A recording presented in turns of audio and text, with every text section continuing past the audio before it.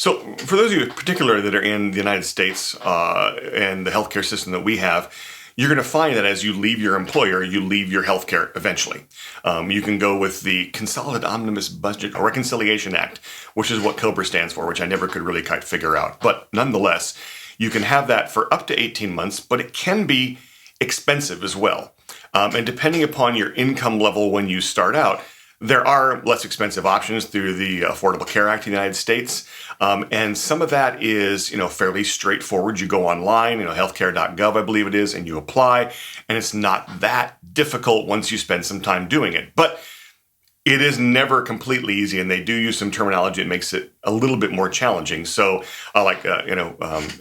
Faye, my friend here who's interviewing me, she sent me some of the links to videos that she did as an entrepreneur about how do you go around getting healthcare, I believe in the state of Massachusetts, where you're from. And so there are resources out there like that. I actually went and spoke with somebody locally where I lived in Connecticut who was an independent and a broker and connector for these insurance companies, because most insurance companies are going to pay somebody something to help get you set up because they know how convoluted it is.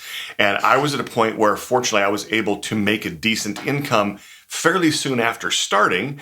And so I wasn't in an income class that allowed me to just simply go into healthcare.gov and get, fairly low cost benefits. And I still am not. My benefit cost is fairly high, higher than I was paying as COBRA, definitely much higher than I was paying when it was part of getting it from an employer. But there are lots of ways to find out. It's one of those things that you're just going to have to familiarize yourself with. There's no other real way around it. And I partnered with my wife on that because she had always kind of handled the healthcare side of things when I was employed. And so we worked together to really understand and find someone who could explain to us how it worked and what was valuable and what wasn't.